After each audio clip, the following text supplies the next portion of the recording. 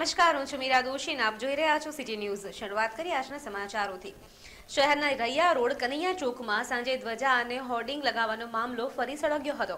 ફરીથી બે જૂથ સામસામે આવી જતા ભારે તંગદિલી સર્જાઈ હતી। એક જૂથના કેટલાક લોકો ખુલ્લેઆમ ધારદાર હથિયાર લઈ રોડ પર નીકળી પડતા અને હાકલા પડકાર કરી બધી દુકાનો ટપોટપ બંધ કરાવતા ખૂબ જ ભયનો માહોલ સર્જાયો હતો। બનાવને પગલે રૈયા રોડ પર પોલીસના ધાડે ધાડા ઉતારી દેવામાં આવ્યા હતા। કનૈયા ચોકમાં હોર્ડિંગ્સ મૂકવા મામલે ગઈકાલ રાત્રે થયેલી માથાકૂટનો સામનો આજે સવારે વણસી હતી અને દુકાનો બંધ થઈ ગયા બાદ બપોરે દુકાનો ખુલી હતી, પરંતુ આ સાંજે 4 વાગે ફરીથી તંગદિલીનો માહોલ સર્જાતા લોકોમાં રીતસર ફફડાટ ફેલાઈ ગયો હતો અને લઘુમતી જૂથ તરફના મનાતા ટોળાએ જાણે ફિલ્મી ઢબે રોડ પર હાથમાં હથિયારો ધારણ કરી બાઇક સહિતના વાહનોમાં નીકળી ભય ફેલાવ્યાનું જણાવ્યું હતું અને આ ટોળાએ પથ્થરમારો કરી માથાકૂટ કરી હતી। પ્રારંભે તો પોલીસની હાજરીમાં જ કેટલાક તોફાની તત્વોએ રસ્તા પરથી પસાર થઈ રહેલા વાહનો પર તલવારોના ઘા શરૂ કરતા પોલીસના ધાડે ધાડા ઉતારી દેવામાં આવ્યા હતા અને ટોળા પર લાઠીચાર્જ પણ કરાયો હતો। ખુલ્લેઆમ હાથમાં તલવારો લઈને નીકળી પડેલા ટોળાને જોઈને લોકોમાં ભારે ફફડાટ ફેલાઈ ગયો હતો। राजकोट सिटी के कन्हैया चौक विस्तार में उसके नाम को लेकर के थोड़ा प्रॉब्लम था दोनों कम्युनिटीज़ के बीच में, और इसमें समाधान हो गया है। हमने 3 बजे मीटिंग बुला के दोनों पक्षों के आगेवानों को बुला करके समाधान करवा दिया है। आमने सामने पक्ष बिल्कुल नहीं आए थे। दोनों साइड थोड़े र्यूमर्स की वजह से, अफवाहों की वजह से इकट्ठे हो गए थे, वो भी तितर बितर हो चुके हैं। पुलिस बंदोबस्त पूरा है, कोई नुकसान किसी को नहीं हुआ है जान माल का, स्थिति कंट्रोल में है। नहीं, गाड़ियां नहीं तोड़ी गई हैं, पत्थर लोगों ने मारे हैं ऐसे तत्वों ने जो कि समाधान का हिस्सा नहीं थे, जो अफवाहों की वजह से ऐसे कहें कि भटक गए थे, मगर उनको भी हमने फिर कंट्रोल कर लिया है। कोई ईजानी किसी को नहीं हुई है। बिल्कुल एफआईआर दाखिल होगी, अरेस्ट किया जाएगा और फुल कंट्रोल में सिचुएशन है।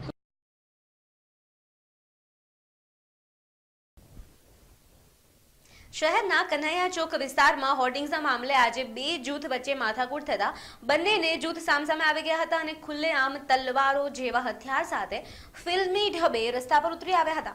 ત્યારે પોલીસના ધાડાધાડા વિસ્તારમાં ઉતારી દેવાયા હતા અને જેથી દુકાનો પણ ટપોટપ બંધ થવા લાગી હતી।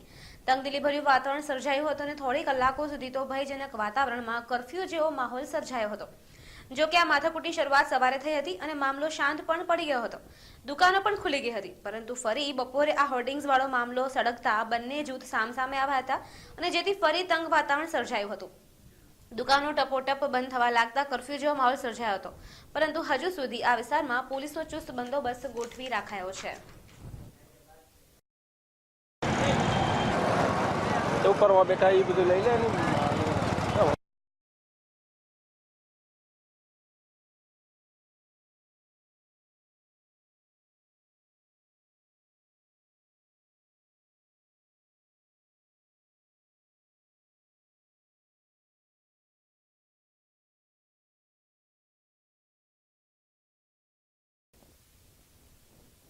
ઘણીવાર સુધી આવું જ તંગદિલી ભર્યું વાતાવરણ રહ્યું હતું, પરંતુ પોલીસના ચુસ્ત બંદોબસ્તને કારણે પરિસ્થિતિ કાબૂમાં આવી હતી।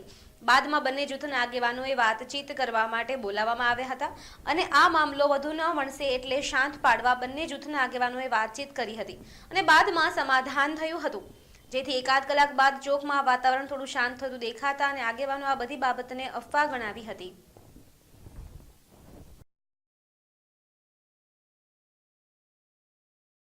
क्या थयूं ये खोटा अफवाओं उश्केराती थयूं। हवे अमे बेना कोमोने अमे बे भेगा थई ने शांतिथी बधुं छे ने समाधान करी लीधेल छे। अमे अमने एकबीजा कोईने कंई वांधो नथी, समझी गया। हवे अमारा जे तहेवार हशे जे अमे शांतिथी उजवी शकशुं। ईदे मिलादुन नबी जेने समझी हरीमरीने अमे उजवता आटला वर्षोथी अमने आ लोकोनो मोढामां भाई सहकार मळेल छे। समझी गया, बापभाई छे, રાજુભાઈ છે, બધા જેને અમને પહેલેથી સહકાર મળે છે। એમાં એવું છે કે આ ખોટી અફવા ફેલાવે છે। મુસ્લિમ સમાજનો જે ધર્મ છે એનો એ ધર્મ પાડે, હિન્દુ સમાજનો ધર્મ છે હિન્દુ સમાજ ધર્મ પાડે। હિન્દુ સમાજનો મુસ્લિમને કાયમી સહકાર છે, પણ આમાં 2-5 એવા ટપોરિયા હોય ને એને બધું આ ઉશ્કેરીજનક કાર્ય કર્યું છે। એના હિસાબે હિન્દુ સમાજ અને મુસ્લિમ સમાજ સામે સામે આવી ગયા હતા। મુસ્લિમ સમાજના આગેવાનો અને હિન્દુ સમાજના આગેવાનો સાથે મળી અને આનું સુખદ સમાધાન કરી લીધું છે। બાકીની બધી અફવા છે, નામકરણ છે। કનૈયા ચોકનું જે નામ છે એ તો કનૈયા ચોક રાજકોટ મહાનગરપાલિકા મ્યુનિસિપાલિટી જનરલ બોર્ડમાં નામ મંજૂર કરાવેલું છે।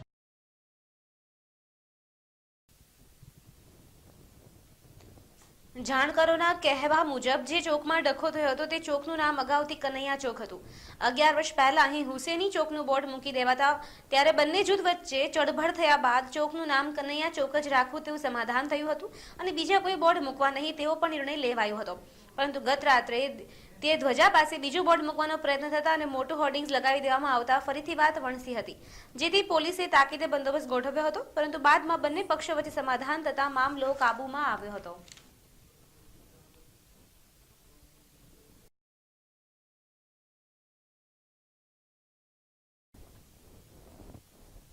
રાજકોટમાં ઢોરની સમસ્યા આજકાલ નહીં પરંતુ વર્ષો પુરાણી છે અને જે મામલે નવો કાયદો પણ થોડા સમય માટે અમલી બનાવાયો હતો. પરંતુ એફઆઈઆરના કાયદાને મામલે મ્યુનિસિપલ કમિશનર રાજકીય દબાણ હેઠળ પાણીમાં બેસી ગયા હતા. ત્યારે આજે ફરી આ મામલો સળગ્યો.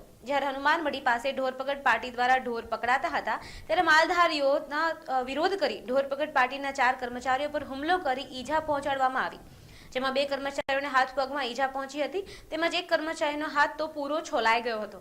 આ બાબતે મ્યુનિસિપલ કમિશનરે પણ આકરા પાણી આવ્યા અને માલધારી વિરુદ્ધ પોલીસ ફરિયાદ કરવા તજવીજ હાથ ધરવાનું કહેવાયું હતું. તેમજ કમિશનરે તુરંત જ ઘાયલ કર્મચારીઓને સિવિલ હોસ્પિટલ ખસેડવાનું કહ્યું હતું. આ રીતે આજે માલધારીઓ દ્વારા ઢોરપકડ પાર્ટીના કર્મચારીઓ પર હુમલો કરાયો હતો.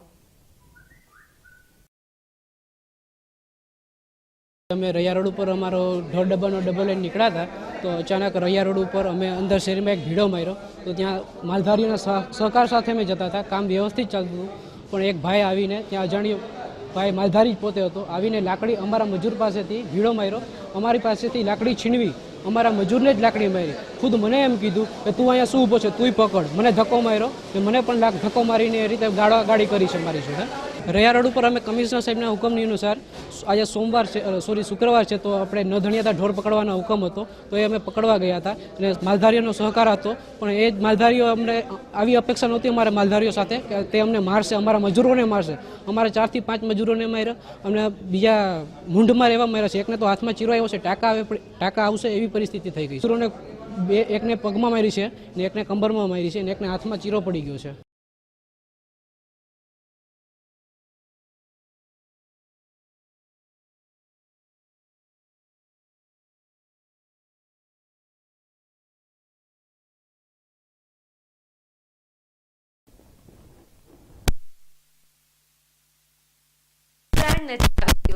પરંતુ ઉત્તરાયણના દિવસે કાચા પવાયેલા માંજામાંથી અનેક નિર્દોષ પક્ષીઓ ઘાયલ થશે અને જીવ પણ ગુમાવશે. અને આ કાચા પાયેલા દોરો પક્ષીઓની સાથે સાથે મનુષ્યની મોત માટે પણ જવાબદાર બને છે. જેથી પતંગો સાદી સુતરાઉ દોરીનો ઉપયોગ જ કરી ચગાવવી જોઈએ તેવો સંદેશ આજ રોજ પાઠવાયો. મૂંગા પ્રાણીઓને બચાવવા હંમેશા કાર્યરત રહેતી સંસ્થા પીટાએ.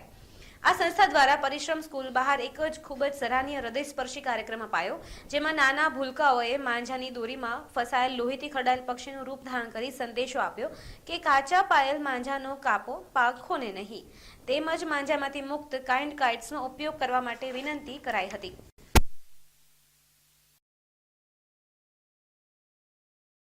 People four ethical treatment of animals આ એક પ્રાણીઓની સંસ્થા છે. તો જે સંક્રાંતના પહેલાં જે ફેસ્ટિવલ થાય જેમાં લોકો કાઇટ ફ્લાઇંગ કરે, ચાઇનીઝ માંજા યુઝ કરે, એનાથી જે તમે દેખાવો છો આ જે એક બર્ડ છે એ કેટલું ઇન્જર્ડ છે અને એને લાઈક એની થ્રોટ છે એ એમાં કાપ લાગેલો છે અને એટલું ગ્લાસ કોટેડથી માંજા બનેલું હોય છે કે એનાથી લોકો બર્ડ્સને તો નુકસાન થાય છે પણ લોકોને બી થાય છે. 2 દિવસ પહેલાં એક જામનગર હાઈવે ઉપર 2 માણસ આવી રીતે બાઇસિકલ ઉપર જતા હતા અને એના થ્રોટ સ્લિટ થઈ ગયા હાર્મફુલ અને ડેન્જરસ માંજાના વજેથી. અને બર્ડ્સને બી બહુ બર્ડ્સમાં પિજન્સ છે, પેરેટ્સ છે અને અન્ય એવા કેટલા બધા બર્ડ્સ છે જે આવી રીતે જ ઝાડમાં કપાઈને પડી જાય છે, જે માંજા અટકે છે ઝાડમાં, એનાથી બહુ નુકસાન થાય છે. અને ગુજરાતમાં, મુંબઈમાં અને ચેન્નાઈ અને પંજાબ પ્રોવિન્સ ઓફ પાકિસ્તાનમાં માંજા ઓલરેડી બેન છે પણ તો બી અહીંયા ઇલીગલ રીતે સોલ થાય છે. તો અમે લોકો એ જ કહેવા માંગીએ છીએ કે તમે ચિલ્ડ્રનને એ કહો કે જે કોટન સ્ટ્રિંગ યુઝ કરે પણ જે હાર્મફુલ માંજા છે એ યુઝ નહીં કરે, બિકોઝ એ લોકોને ત્યારે જ ખબર પડશે કે ઇમ્પોર્ટન્સ શું છે બર્ડ્સનું. અમે લોકો એ કહેવા માંગીએ છીએ કે તમે બર્ડ્સને પ્રેમ કરો અને અગર આવી રીતે તમે કોઈ ઇન્જર્ડ બર્ડ જોયું તો એને તરત કોઈ એનિમલ રાઇટ્સ ઓર્ગેનાઇઝેશનને કોલ કરો, ફાયર બ્રિગેડને કોલ કરો અને પોલીસથી બી અમે એ અપીલ કરીએ છીએ કે તમે આ રૂલ બહાર પડાવો કે જે કરે છે એ લોકોને સજા આપો જે ઇલીગલ માંજા યુઝ કરે બિકોઝ આ તમે જોવો જ છો કે બર્ડને કેટલું નુકસાન થાય છે અને કેવી રીતે જીવ જાય છે. તમારું નામ?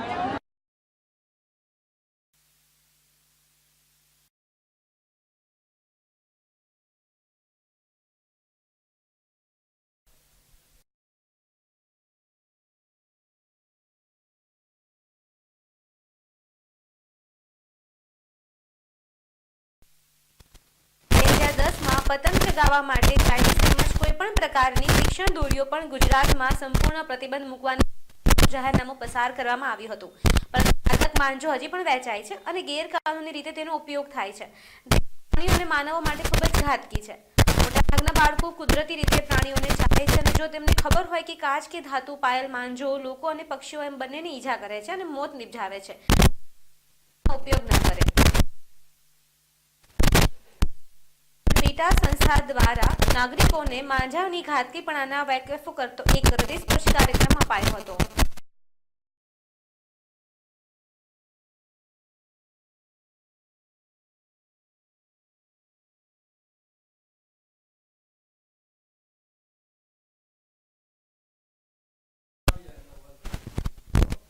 આજ રોજ રાજકોટ શહેરના સાધુ વાસણી રોડ પરના નટરાજનગર વિસ્તારમાં ગેરકાયદેસર બાંધકામો પર મહાનગરપાલિકાના 3 બુલડોઝરો ફરી વળ્યા હતા, જેમાં 70 મકાનોનું ડિમોલિશન કરવામાં આવ્યું હતું.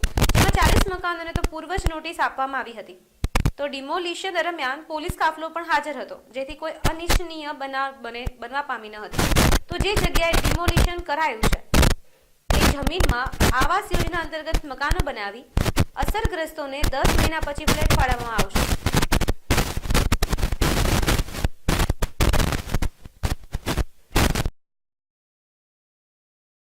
હા, એટલે આજે રાજીવ આવાસ યોજના અંતર્ગત નટરાજનગરના આ પ્લોટમાં 108 મકાનો હતા અને આ લોકોને આપણે અહીંયા ફ્લેટ બનાવીને આપવાના છીએ. એ લાગતા જે ફ્લેટ મળવાના એના માટે એમને એલોટમેન્ટ પણ મળી ગયેલ છે અને આ અંતર્ગત લગભગ છેલ્લા 1.5-2 મહિનાથી બધી કાર્યવાહી ચાલુ હતી.